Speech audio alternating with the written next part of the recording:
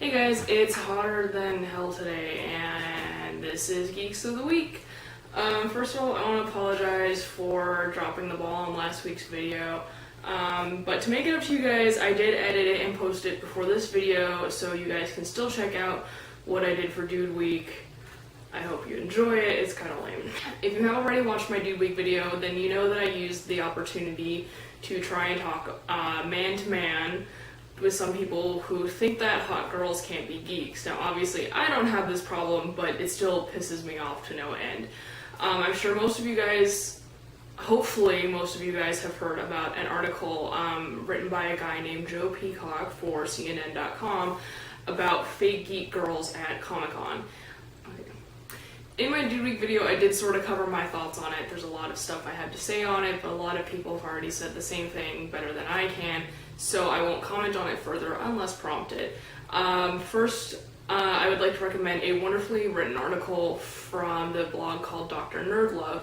It's really well written. It's a little more academic than I think most people enjoy reading, but I still recommend checking it out. If you don't like reading something so wordy, I'd recommend checking out this video by professional cosplayer Ginny McQueen. She puts it in a way that I think most people can understand, so I definitely recommend both of those. The links are below if you would take the time to check those out. They're really good, really informative, and you might learn something, so I really recommend it. Next, to answer Steph's question, it's kind of a lame answer. I have not watched Metalocalypse, although I meant to when it first came out because I know Metallica appeared in it, but it's just one of those many shows that I just haven't gotten around to, so sorry to say. I like Pyro, went to Wikipedia for answers, and sadly it seems that I don't seem to be like any of the characters, which is probably okay because Steph asked the question when she was delirious anyway. However, I do now know why her dog is named Pickles, so I learned something.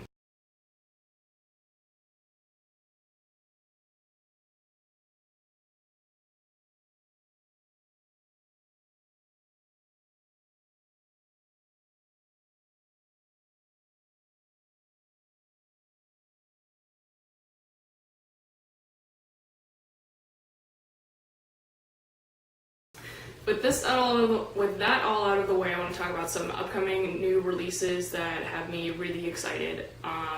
The irony is that they're not all new in a sense. They're all from fandoms that I know and love, but I don't get to talk about them a lot on Geeks of the Week, so I'm excited to share my excitement with all of you.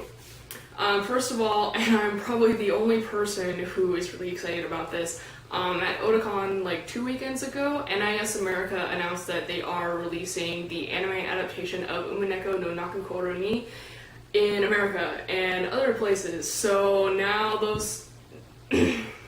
now we can actually like watch it and own it, which is really exciting to me. It's one of my absolute favorite series. Not just series, but absolute favorite stories of all time. It's just a masterpiece to me. Many in the CCats fandom do not like the anime, and that's putting it very nicely. Personally, I love it. It's not a perfect adaptation, as no anime adaptation really ever is, but I always recommend it to people when they want to get into the story because it is a good introduction. The voice acting cast is stellar, and you don't have to stare at the super quality 07th expansion art for just a little bit. Yeah, so I'm super excited about it. I cannot wait to get my hands on it. Also, just this past weekend, and I'm excited that I get to comment on this, after a year of releasing the same game like 8 times, we are finally getting a new BlazBlue game. Not the 15th sequel to Continuum Shift, but a real, actual BlazBlue 3. And I am psyched out of my mind for this game. I have my Rachel shirt on because I'm so excited. I love BlazBlue. I'm incredibly excited for this game. It is called Chrono Phantasma, which I keep getting mixed up with Carnival Phantasm, which is bad. The trailer was awesome. It got me super pumped. I'm a little disappointed because my one hope for this game was that there'd be flashback sequences. So far, no hints of that We'll see though, because I guess I'm probably the only one who cares more about the story than the actual fighting part of it. So I'm hoping that'll get teased later on, but we'll just have to hang tight and see. It comes out in arcades in Japan in winter, so hopefully soon after it will make it over here as a port. We'll find out. Next, something I've also been waiting for a while, the release of the new Code Geass OVA. No, it's unfortunately not the one with the new characters and the all-new storyline, which is a little disappointing because I'm still waiting for that to come out, but it's called Nunnally in Wonderland, and it brings back all the characters we know and love, even the dead ones, which is really awesome. So, and it puts them in the story of, you probably guessed, Alice in Wonderland. I personally have not watched it yet. It is sitting all comfy cozy on my hard drive waiting for me, but I haven't gotten to it. So when I do finally get to it, I will be sure to give my thoughts on that in another video, so please look forward to that. And finally, I have the distinct pleasure of being able to give my thoughts on a game that I have been anticipating like no other since it was first announced. If you can't guess what it is, you either don't know me at all or you didn't read the title of the video. But if you guessed Persona 4 Arena, you are damn right about that. I love this game. Okay, now to be a little more intelligent about it, I got the chance to play it last night since it did only come out yesterday. I went over to my friend Mail Order's house. He is an amazing member of the fighting game community here, really, really talented and really, really super nice guy. So learning from him is awesome. I played against him as he went through all of the characters and got to hear his thoughts about each of them, so I kind of have an idea of how everybody plays. I tested about half the characters myself, and surprise, surprise, I ended up liking Naoto the best.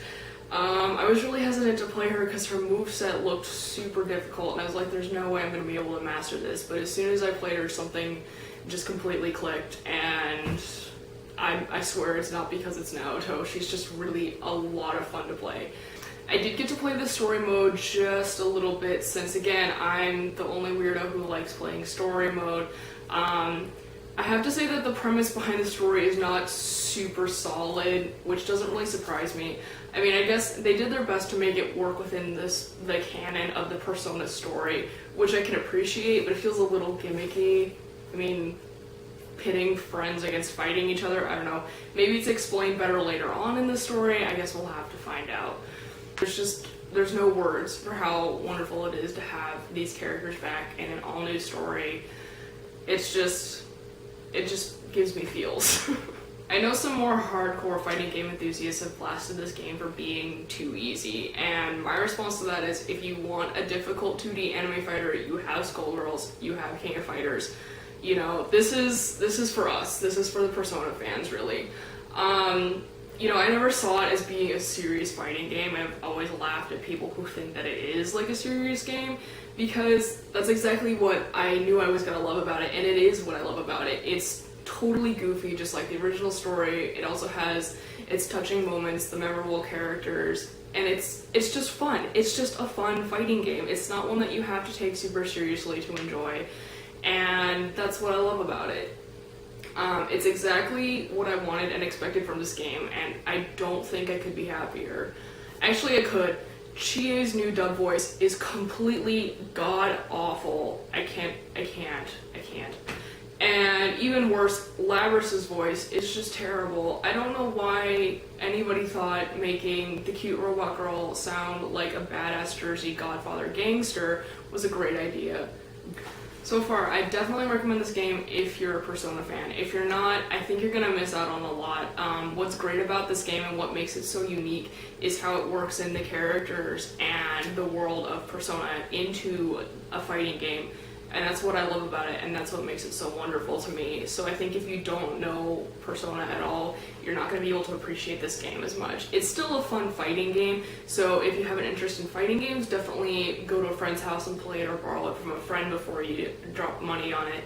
But still, it's a really, really good game from where I'm standing, and so Mario gives stars. I don't want to give stars. I don't like ratings. It's a good game. I love it. We're gonna be together forever. Okay, that's all for me this week. Please leave us some love, share the videos with your friends, subscribe to our channel, leave us comments. We love that, and I'll talk to you guys next week.